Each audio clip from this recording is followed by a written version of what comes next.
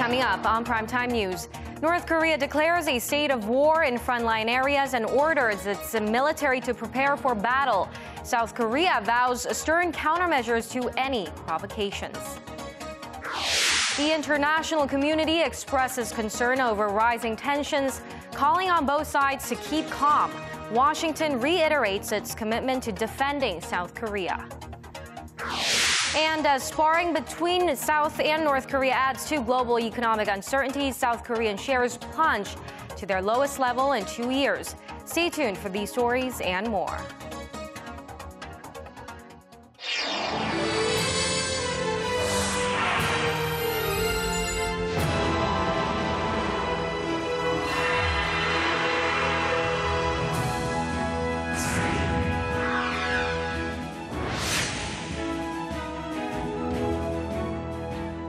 Hello and welcome to Primetime News on this Friday, August 21st. I'm Hwang Ji-hye. And I'm Daniel Choy. Thank you for joining us.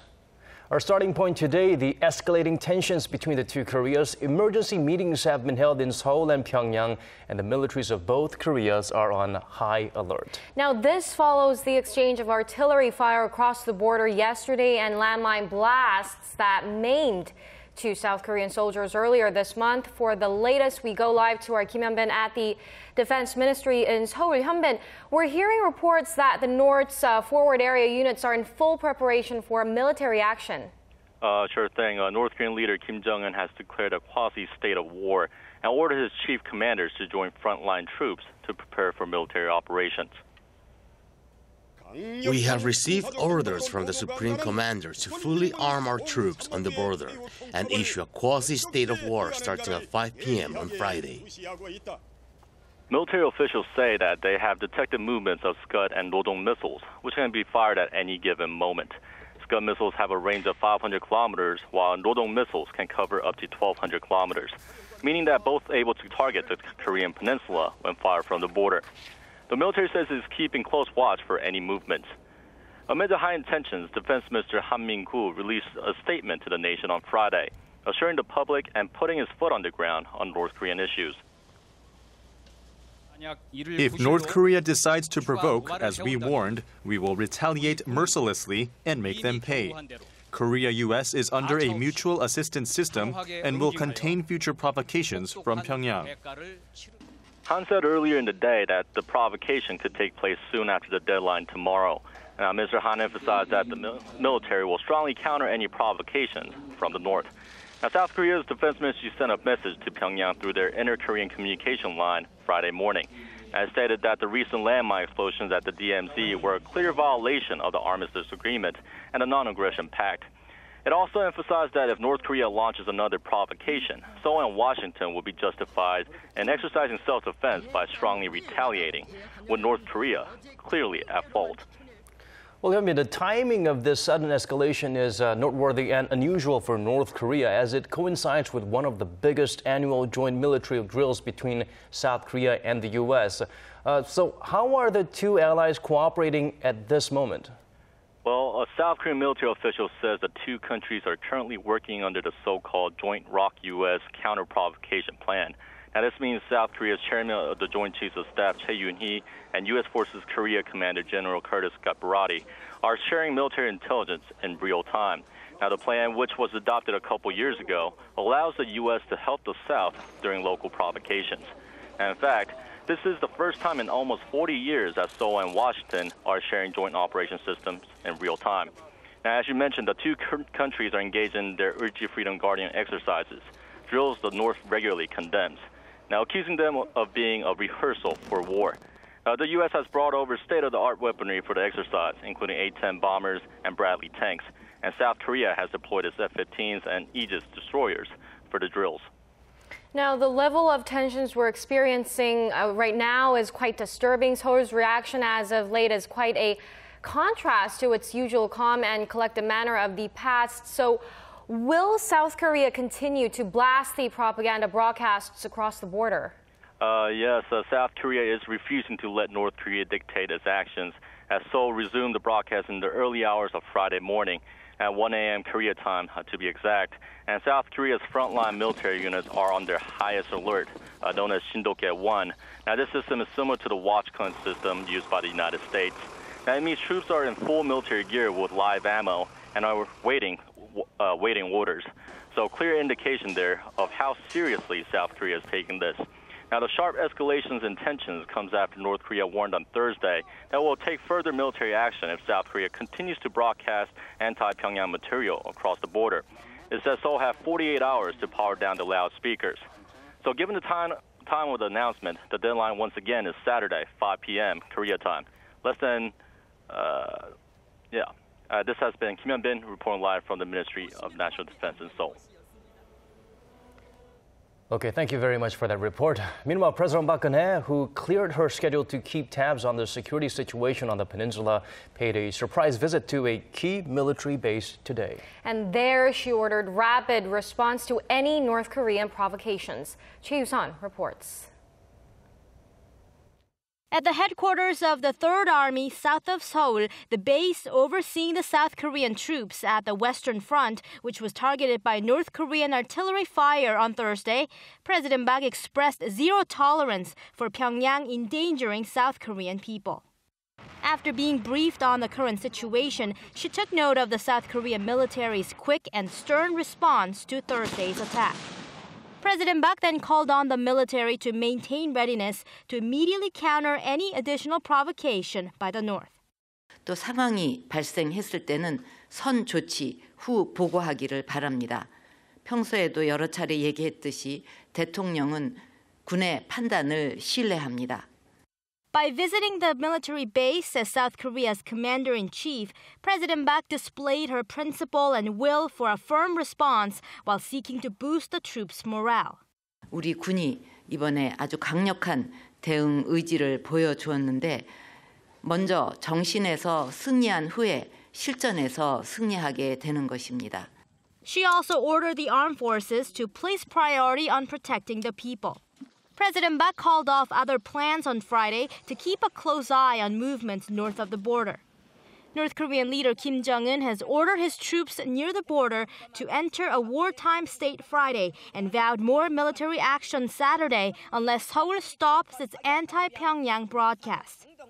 The presidential office in Seoul will be working throughout the weekend and is expected to convene another meeting of the National Security Council's Standing Committee on Saturday. Choi Yoo-sun, Arirang News. The fact that North Korea refused to receive a message from the South sent by the Unification Ministry this time is raising questions over Pyongyang's sincerity about improving relations. And also feeling the pinch of strained inter-Korean relations are those involved in the joint factory zone of Kaesong. For more on those developments, here's our Hwang Ji-hye. South Korea slammed North Korea on Friday for lacking sincerity. A day earlier, Pyongyang's top official in charge of inter-Korean affairs sent a message to Seoul detailing the regime's willingness to talk things out. That letter was sent as the North fired artillery shells across the border.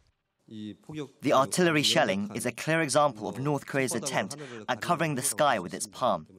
This raises even more questions about its sincerity. Adding to Seoul's skepticism, Pyongyang refused to accept a message from South Korea's unification minister on Friday, which called on the regime to take responsibility for its actions. The latest escalation in tensions has already taken a toll on the Kaesong industrial complex. The unification ministry restricted entry of South Korean workers, permitting only day trips by businessmen directly involved in operations. The factory zone is virtually the last remaining form of inter-Korean cooperation, but often suffers whenever there is a rise in tensions. It's a very grave situation. The government has allowed a minimum number of South Korean nationals to enter the Kaesong industrial complex to ensure their safety.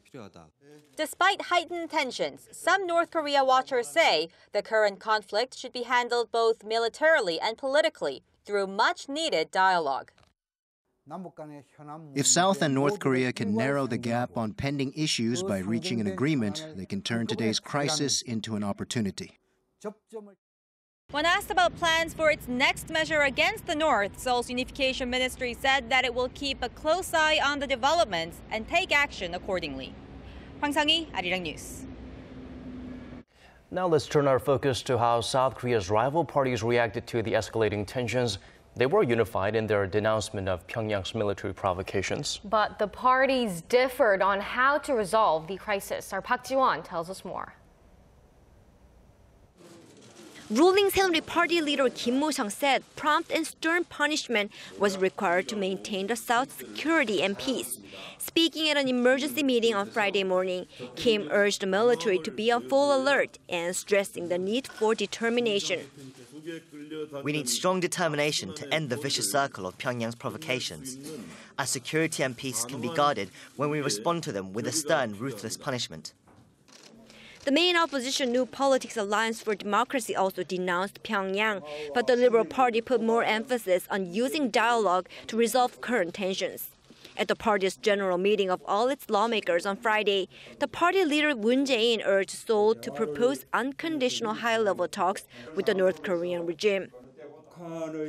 We need both firm and restrained responses to prevent further military clashes. We think it's necessary to take the flexible approach of dialogue to overcome the crisis.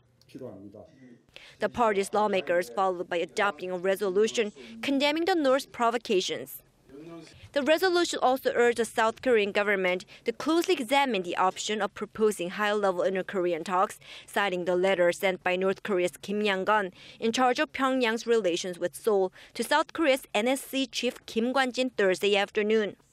The letter warned that Pyongyang will take further military action if South Korea continues to broadcast anti-Pyongyang material across the border, but also said it is willing to settle the current situation and improve inter-Korean relations. The Liberal Opposition Party says Seoul needs to pay attention to the letter, which represents a possibility for reconciliation, while ruling Saenuri Party takes a more cautious approach. The Conservative Party says while it supports inter-Korean dialogue, a meticulous analysis of the message from the North Korean regime should be conducted first. Park Ji-won, Arirang News. It's a small world, and expressing concerns over the rapid escalation of inter-Korean tensions are numerous countries around the world. China, an important country to both Koreas, is one of them, and it's calling for both sides to keep a cool head and resolve the conflict through dialogue. Our Connie Kim has more on the global reaction. The United Nations on Thursday said it is keeping a close watch on escalating inter-Korean tensions following North Korea's firing towards South Korea's loudspeakers on the border. But what we can say on the exchange of artillery fire that we saw reports of today is that we are closely following the developments with serious concern, and we will revert as the situation evolves. The U.S. echoed the UN's response. U.S. State Department spokesman John Kirby called on Pyongyang to refrain from rhetoric threatening regional peace. He added Washington remains steadfast in its commitment to defending the Korean peninsula and will continue to work closely with Seoul. The U.S. Defense Department also said it is monitoring the situation in Korea and will take prudent measures to ensure the well-being of U.S. personnel and families. North Korea's traditional allies, China and Russia, made their positions known to Pyongyang.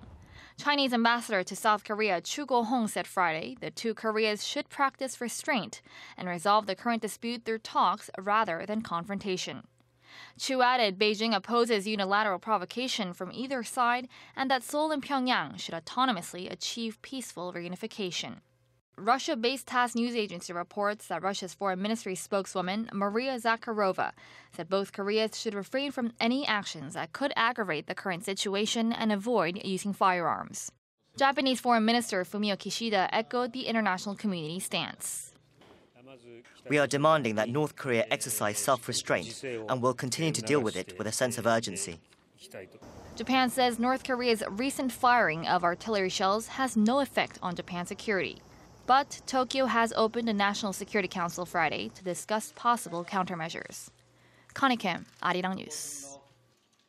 What's perceived by some countries as a prelude to bigger inter-Korean clashes has sent shockwaves to South Korea's stock market and currency. This is adding more pressure on local markets, already taking a toll from other global economic uncertainties. Shin Se-min reports on whether the Korean Peninsula conflict effect will last long.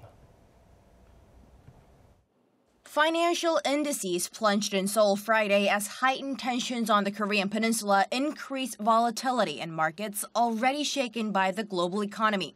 On the local stock exchange, the benchmark Kospi shed more than 2% to closing at a two-year low of 1876 after recovering from a session low of 1856. The tech-heavy Kosdaq also finished lower by a whopping 4.5%.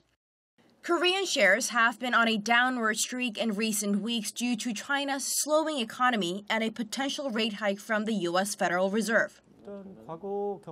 Tensions from North Korea have pulled down Korea's financial market, which was already trending downward from global economic uncertainties.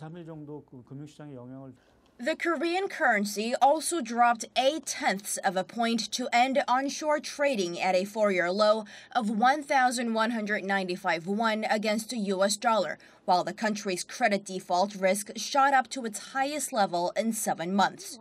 The credit default swap, or CDS premium, on Korea's 5-year foreign exchange stabilization bond reached nearly 67 basis points. South Korea's financial authorities called for calm Friday, with Vice Finance Minister Chu Young-hwan saying geopolitical risks will have a limited impact on local stocks. Local financial markets will bounce back after several days, but not as much as many would hope, considering other risks such as China's slowing economy. Experts say the focus should be on China, as the uncertainties coming from Korea's largest economic partner, like another possible devaluation of its currency, are expected to linger for some time. Shin Se-min, Arirang News. Knowing full well that the two sides are in a state of armistice, not truce, South Koreans have endured the threat of war for years. And one indicator South Koreans are brushing off the latest threat. Non-perishable food items are not flying off store shelves. Major South Korean retailer, E-Mart, says there has been no major rise in sales of instant noodles, water, and canned foods at its stores near the border in Paju and Pocheon. And other major discount chains such as Home Plus and Lotte Mart say they haven't seen a jump in sales.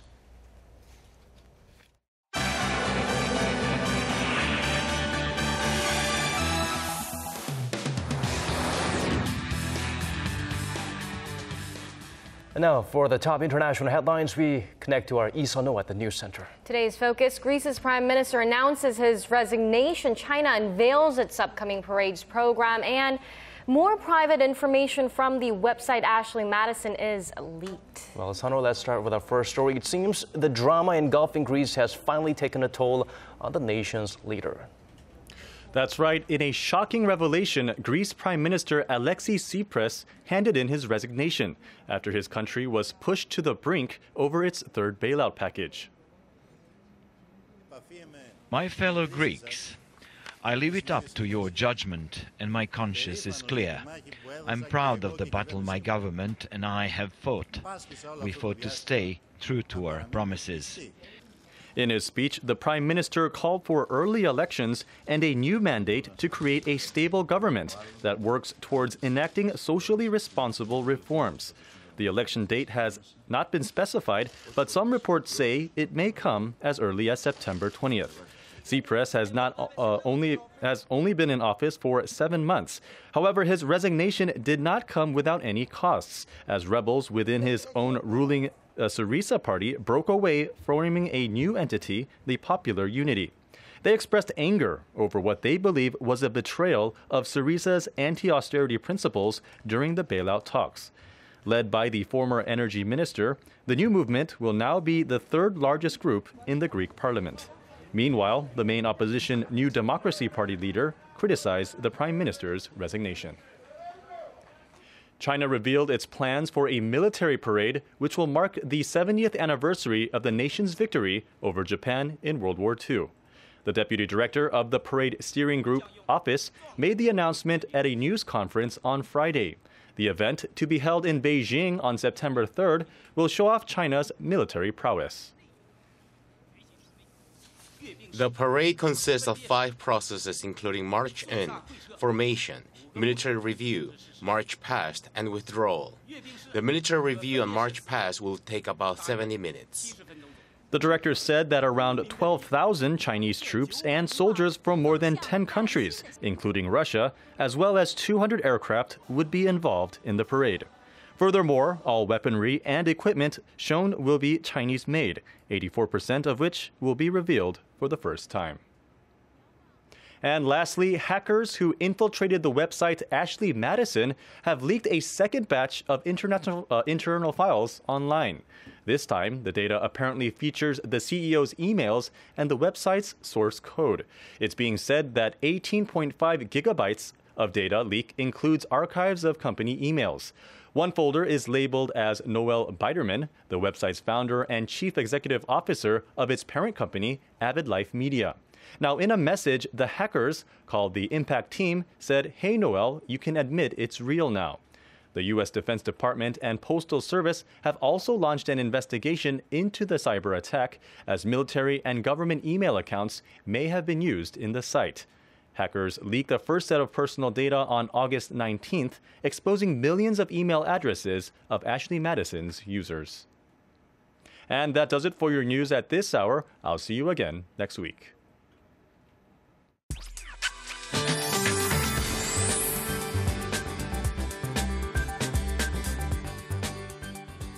It's shaping up to be a promising weekend with partly sunny skies, and highs will be peaking at 29 degrees on Saturday and 30 for your Sunday. But these conditions will not last for long, as the southern parts of the country could be affected by the 15th typhoon of the season, Goni, which is on track to threaten Taiwan, but with chances that it could shift northwards. It could have an impact on Jeju Island and the southern coastal regions by early next week. So rain is expected on Monday for the southern parts of the nation, including Jeju Island, and it could spread nationwide by Tuesday. So please keep that in mind, and let's take a closer look at the readings for tomorrow. Daily high here in Seoul, Gwangju, and Busan will be peaking at 29, while Daegu tops out at 31. And as for the other parts, Daejeon and Jeju Island will see a high of 30 and 28, while Dokdo rises to 26. Well, that's all for Korea, and here's the international weather for viewers around the world.